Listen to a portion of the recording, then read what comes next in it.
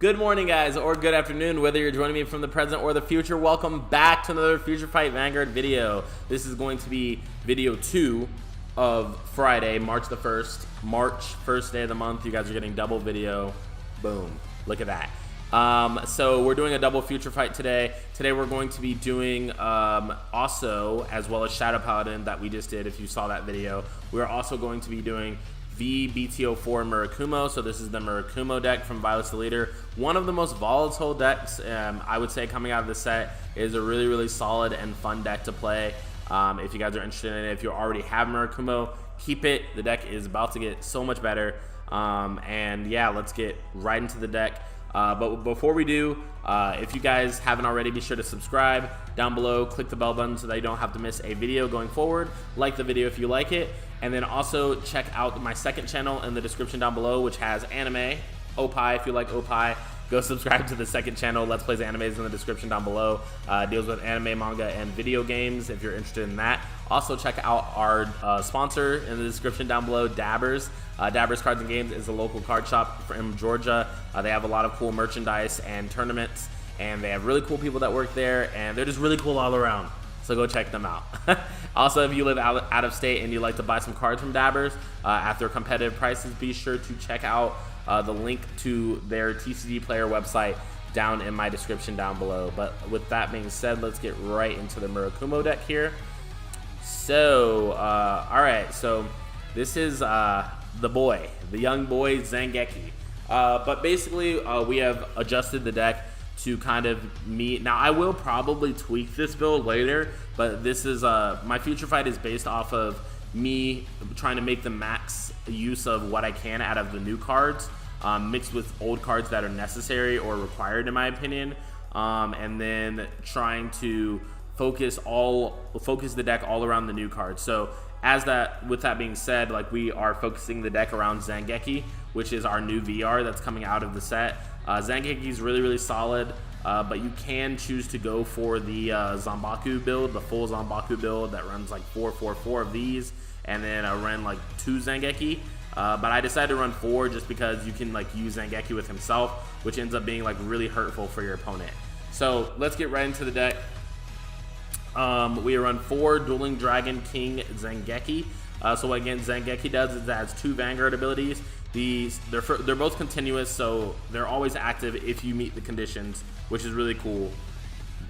But the first Vanguard ability is if a left arrestor, which is this grade 2 right here, is in your front row, then this unit gets plus 5,000 power. And then if a right arrestor is in your front row, this card right here, it gets plus 1 critical. So the reason why this card probably says in your front row and not on rear guard is so that you can't play them in the back and hide from your opponents that can't attack into them or can't do something about it, because they want to be able to add at least a little bit of counterplay to your opponent's plays. So if you are playing against a Murakumo opponent, you don't want them to get that crit, start attacking to their right arrestor, like, you know, make them work for it. But honestly, the best scenario is probably to attack into their Vanguard, because the more turns you give Accel, the deeper into the hole you usually go with winning the game. So you usually get farther and farther from winning the game if you're not attacking to an Accel player's Vanguard. But that's just my personal opinion. And the secondary Vanguard ability is if a card with Dueling Dragon in its card name is in your soul, then your opponent cannot call cards other than grade 0 from his or her hand to guard circles. So very, very, very good ability, because what this means is that you can either ride Zangeki and then Zangeki, or Zanbaku and then Zangeki, and basically for the rest of the game, if you just stay on Zangeki and you just keep a Dueling Dragon card in your soul, your opponent cannot guard with anything but grade 0s. They can't guard your Vanguard with grade 1s, grade 2s. They can't guard your rear guards with grade 1s, grade 2s, or grade 3s. That's very important too, because if you're playing the mirror match and your opponent is running Shiryuki, they won't be able to play Shiryuki on the guard circle because of Zangeki. So yeah, really limits your opponent, gives you guard restrict for your entire turn. Very, very solid card, very good card. Then we have 4 Fantasy Petal Storm Shiryuki. Shiryuki has 2 abilities. One is a Vanguard, Rearguard, and Guard Circle skill that says when placed, you can Soul Blast 2, choose 3 units in your opponent's front row, and they get minus 5,000 power. And then if this unit is on Vanguard Circle or Guard Circle, then they get minus 10,000 power instead of minus 5,000 power. So very, very good. I really only use this defensively because I don't like to ride Shiryuki, but we do run 4s so that we can get it to our hand as soon as possible, because there are pieces that work with her, like our new card Jiko Girl and Rainy Madam. So basically Kikyo and Jikotsu from Inuyasha. That's what these cards remind me of. But yeah, so I basically only use this card's first ability defensively. The second ability can only be used if you actually ride it, so I never actually use the second ability. But if you are building like a Shiryuki only deck or something, it is important that you have this, I guess, because it's cool. But when its attack does not hit, you get to return a Fantasy Petal Storm Shiryuki from your drop zone to your hand. So what this means in a Shiryuki only deck, which is actually kind of cool, is that if you ride Shiryuki, the next turn you can ride another Shiryuki, and then you can Soul Blast out Shiryuki, and then you can use your grade 1 Madam to put it into Soul, which fuels your Shiryuki, and then you can get that Shiryuki back, which means that you can keep like a constant re-ride of Accel circles, and also making your opponent go down in power. So it's very similar to Zeal. If you guys played Zeal, it was like a Dimension Police deck that focused on like minusing your opponent in power. It's very similar to that. So if you like that deck, definitely try to build yourself a Shiryuki only deck. Depending on how much time I have on the channel, I might put out a Shiryuki only deck build, or I might wait until the physical cards come out and then play a deck like that or something like that. But you guys will be the first ones to know if I do that, so hold tight. Moving on to our grade 3s, we have 3 more grade 3s for a total of 11. Dueling Dragon Zanbaku at 3. So a lot of builds run this at 4 because this card is like seen as like OP. But for this build was mainly focused around pure Zangeki, so we didn't really want to run this card at 4, but it is still good enough to run it at 3. So when it's on the Vanguard Circle, you can Counterblast 1 and Soul Blast 1 and search your deck for up to 1 card with Arrestor in its name. Call it your Vanguard Circle, shuffle your deck, and this unit gets plus 5,000 power. So it gets plus 5,000 off the bat just by using the ability, just so that I can hit into Force by itself without a booster, which is really, really good. And then if right and left Arrestor are on your Rearguard Circle, then your opponent cannot ride a grade 3 or greater from their grade or greater on a grade 3 on their next ride phase. So basically what this means is that in combination with Zanbaku skill, like if you use Zanbaku and you already have a left arrestor and you use this skill to call out a right arrestor, then you have left and right on your rear guard, your opponent cannot ride, and then you use the ability of right arrestor so that your opponent cannot stand their Vanguard. So they actually go minus because they can't dry check going into their turn, and they can only attack you with their rear guards, which means that it's going to be really easy for you to guard, or at least easier than if they had their Vanguard. Also, a lot of Vanguard abilities have like abilities that are like when this unit attacks. So basically you take away all of the skills from your opponent that deal with them attacking into you. Moving on to our grade 2s, we have 10 grade 2s. We have 4 left arrestor because it is our beater in this deck and is really, really important. We run 3 right arrestor because the skill is kind of heavy and you like basically have less chances to use it. So we run 3, and then we run 3 Jikotsu Girl, which is our Shiryuki support. So let's go over the skills of all of them. So left arrestor, when it attacks a Vanguard, if you have another rearguard with arrestor in its card name on your rearguard circle, so you can have 2 left arrestors, and left arrestor can use its skill, or you can have a left arrestor and a right arrestor, etc. So then you can Soul Blast 1 when this card attacks a Vanguard, and then it gets plus 5,000 power. So it's able to hit Force by itself, and when it is on an Accel circle, that's 24k easy by itself, so really, really good. Right arrestor, like I was saying, says when placed if your Vanguard is Dueling Dragon Zanbaku, and then you have another rearguard with arrestor in its name, you can counterboss 2, put a card from your hand into your soul, and then when your opponent's Vanguard cannot stand during the next stand phase. So they can't stand during stand phase and they can't ride during ride phase, assuming that you use Zanbaku and right arrestor successfully and get them off. Then we have 3 Stealth Fiend Jikotsu Girl. I might end up running more of this card, not very sure yet, but this card is very, very good. When its attack does not hit, you get to look at the top 7 cards from your deck, reveal up to 2 Shiryukis. You get to put 1 in your hand and put 1 card into your drop zone.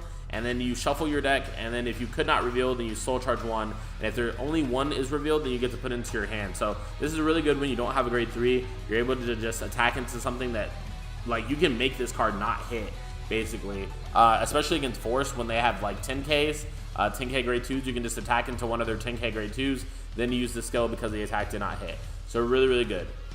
Also, it adds like a double danger clause to your opponent, because sometimes your opponent doesn't want you to use this skill, so they just take attacks, which is like a free damage for you, or they really have to guard it anyways, so they guard it, and then you get a Shiryuki most likely off the skill, which makes it even tougher for them to finish you off the next turn after that. So really, really good. Then for our grade 1s, we run 4 Jamming Impeder.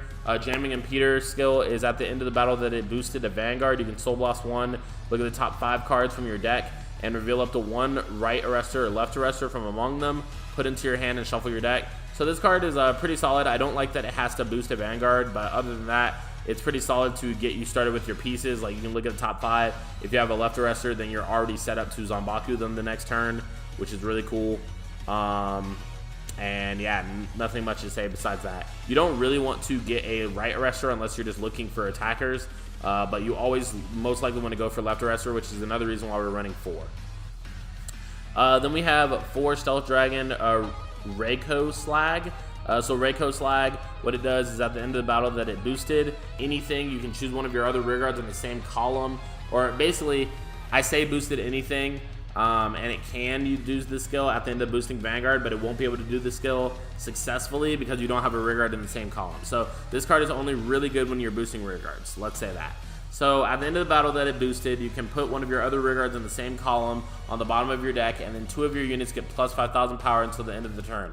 So this makes some of your columns that were not able to hit before able to hit now, or hit for better numbers. And the cost is you get to put a card back into your deck, so it prevents deck out. And yeah, not much to say besides that. You can actually, like, if you have double of these and you have, like, let's say 2 cards in your deck, you can actually attack with the rear guard, and then attack with Vanguard. And Vanguard could have gained a plus 10K from that. And then also you put 2 cards to the bottom of your deck. So you're able to drive check. And let's say that you have 2 triggers in your deck, but you wouldn't naturally be able to drive check without decking out. You can attack with Reiko Slag, then attack and get your triggers. And hopefully that's able to help you finish off your opponent. But then we have 4 Stealth Fiend Rainy Madam. So what Rainy Madam does is when your unit's attack does not hit, then you can put this card into your soul and return a Fantasy Petal Storm Shiryuki from your drop zone to your hand. So really, really good. More Shiryuki support. Also returns it from drop zone to hand, which is absolutely amazing because it allows you to want to use this skill over and over and over again, because you're going to get to recycle it with Rainy Madam. Also, Rainy Madam fuels Shiryuki's Soul Blast 2 cost. Moving on to our grade 0s, we have Cat Devil, which is our draw starter, pretty typical. We have 8 front triggers, 4 draw triggers, and 4 heals. I ran front triggers because you guys know how I feel about front triggers in Accel decks. I feel like they're absolutely amazing, and why wouldn't you run them if you're running an Accel deck? That's just my personal opinion, but I can see how you would run crits in this build too, with the pressure of Zangief, etc. So you guys can choose to run crits or fronts, or a mixture of the 2. Or maybe 1 and none at all. So then we have 4 draw triggers, which is our Sentinel trigger, Elise Mirage, and then we have 4 Yuki Hime, which is our heal trigger, of course. So getting right into our games here, we're going to be loading up our card fight area here.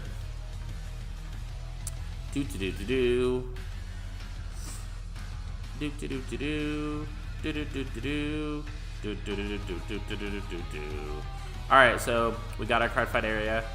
We're going to be loading up Murakumo 1. So game 1, we're playing against Protect, which is super, super cool, because something that I forgot to mention about Zangief as well is that when it's using its secondary ability, your opponent cannot guard with Protect Gift. So it completely shuts down Protect Gift, because Protect Gift doesn't have a grade, therefore it's not grade 0, therefore your opponent cannot guard with it when their guard restrict skill is active. So we actually, in this game, didn't have a grade 1, so we passed to our opponent, letting him go, but we've actually been guarding all of his attacks with just a front trigger every single turn, just to like get advantage off of us for later turns. So we do check a Zangeki, which is pretty swole because there's our second Zangeki to lock him out of Protect for the rest of the game. Our opponent decides to play a board, use Tetra to draw a card, put a crit on top, and then plays Rippus Magus. We guard, we no guard the Vanguard, he gets a crit, puts power to rear guard, we take 2 damage, neither of them are triggers, so we just take the third as well. And then we ride Zangeki. Our opponent tries to Protect marker, and that's when I looked this up and told him that he basically could not use it, even though he has plenty of grade 0s in his hand, including a Sentinel trigger, so it's completely fine for him, like he's not dead or anything. But he basically PGs my attack. I get a draw trigger, putting it to Madam, and they attack for 19, then 28. Our opponent rewrites Hexagonal, puts a card to his hand, and he added a PG, so that's actually how I didn't know that he had a PG, but he uses Tetra Mega's skill to draw a card and then put a crit on top. He attacks for 17. We use Shiryuki's skill to make his front row go down minus 10k. So as a result of that, his rear guard doesn't hit, but then it also makes us easier for us to guard his Vanguard and rear guard if we choose to. But we choose to not guard his Vanguard. We take 2 damage, and then our opponent attacks us, which we guard for a simple front trigger.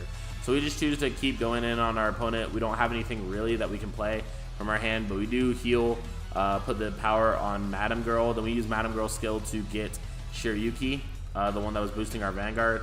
And then our opponent rides Pentagonal Magus. Our opponent has 4 Protects in his hand. You guys can see that the Protects are just stockpiling.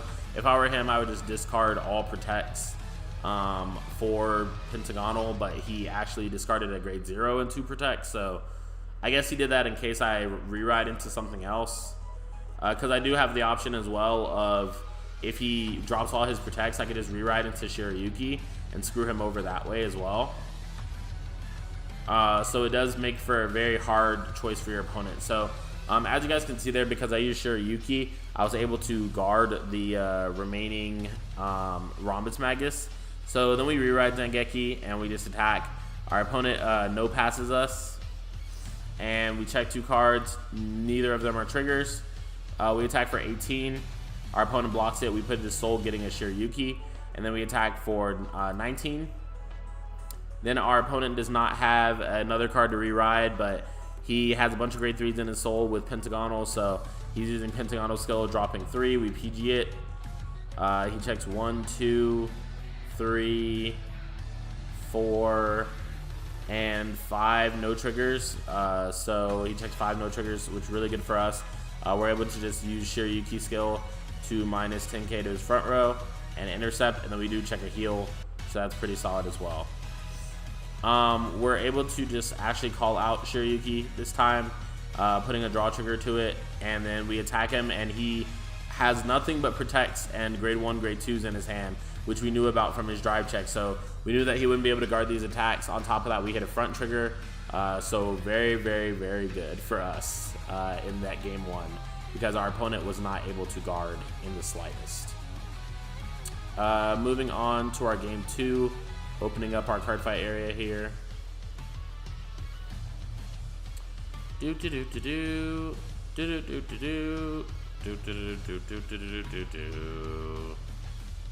Alright, so loading up our Murakumo 2. Alright, Murakumo 2, we're playing against Royal Paladin this time. Gotta be a little bit of a harder matchup because we're playing against Force, and Force usually hits for real big, especially Royals, and they also have that early rush usually, so it's very hard for Accel to deal with. On top of that, they have the 13k, they have the higher base powers of like 10k, 13k, etc. Thank goodness we went first, because it looks like from him going second, like he had all the pieces set up, and he also has an Alfred, a Kingdom Knights Alfred, and a Monarch already ready to go, which is really, really good for him. Our opponent rides and puts the Force on rear guard circle. Thankfully does not check a trigger. We hit a draw trigger, so we draw, and then we take damage from our opponent. We ride Zangeki, and then we call Jiko Girl so we can start shenanigans. We attack for 25 to his Vanguard. We hit a heal trigger, and our opponent actually would have, I think, just straight up lost if he didn't check that draw trigger, because he wouldn't be able to guard with anything but zeros. So yeah, if he checked no trigger at all, that would have been really great for us. Unfortunately he did, and he rides Monarch. Monarch has the crit, so thank goodness he doesn't check a crit, because we're able to take 2 of his big attacks. And then I didn't want to re-ride into Shiryuki, because then he would be able to use other cards other than zero. Unfortunately I did not hit a front trigger here, so I just attack his Vanguard, and then I don't hit Jiko Girl, so I Soul Blast, or I Soul Charge, and then I attack for 18, telling him he can only guard with grade zeros, and he does so. And then he just attacks me for 21. I use Shiryuki skill to minus 10k to his front row, and Force is not making this any easier, but we do decide to double Shiryuki on him. I was explaining to him how his card goes down in power, so we do use Shiryuki again, which makes him a 2 to pass for Vanguard. He does check a crit, which is kind of awful for us, low-key. But then he attacks for 18, and we barely survive, guarding with exactly enough that we have to guard. And then we attack for 20 to his Vanguard. He can only guard with zeros, so he guards with that. And then we basically attack him for 17. He's able to intercept, but if we would have hit 1 front trigger, we would have again killed him, because he wouldn't be able to intercept and all that stuff. But then he ride to exculpate the blaster. I pretty much knew it was GG for us. Like, even if we 6 damage heal, it is very, very unlikely that we're getting out of this, unless we like double 6 damage heal or something. But he uses Dream Painter skill to put a blaster blade in the soul, so that's pretty cool, fulfills the requirement. Then we just no guard his Vanguard.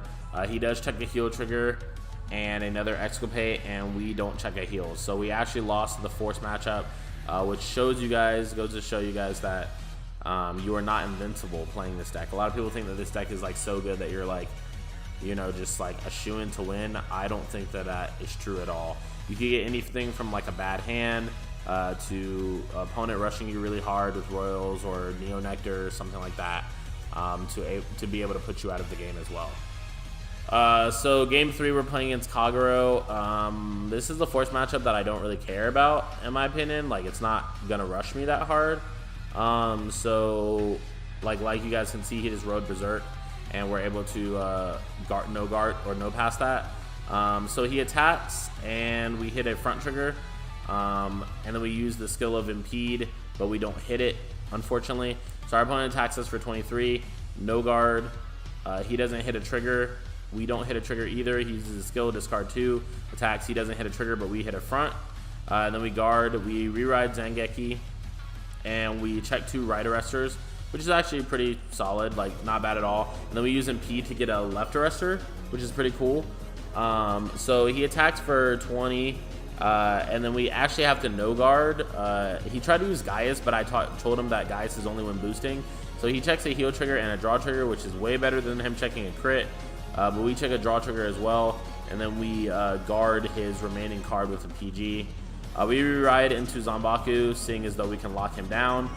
We just play left and right arrestor using right arrestor skill, counterboss 2, put a card in the soul, and then we use left arrestor, or we use Zanbaku to call a left arrestor. So he is currently locked down. We do get a heal trigger and a front trigger. So kind of just solidified the game right there. That was like a huge turning point of the game, because since we healed as well, when he attacks our Vanguard, we are able to just take a damage so that we can do Zanbaku a second time.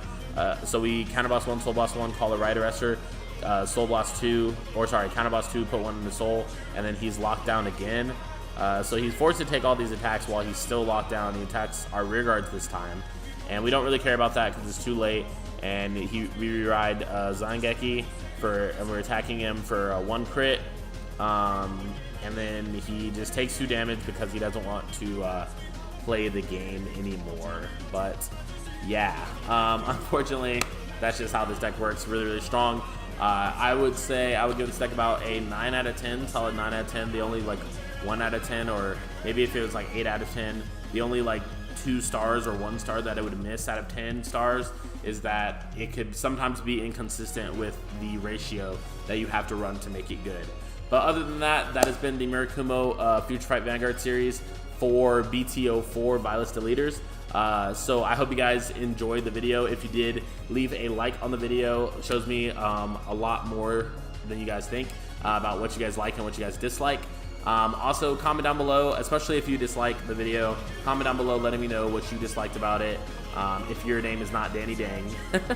And yeah, just comment down below letting me know what you thought of the deck build, etc. What you're excited about this set. Maybe you're excited about this deck. Maybe you have some cool tech cards and choices that you want to share with me and the community of fellow subscribers such as yourself. So comment all that down below. If you're interested in anime, video games, manga, be sure to check out Let's Plays Animes, where you can check out all those animes in the OPI, if you like the OPI. And check out our sponsor down below as well, Dabbers Cards and Games. But with that being said, this has been Josh from Cardfight Empire, and I'll see you guys on the next video. Peace, guys.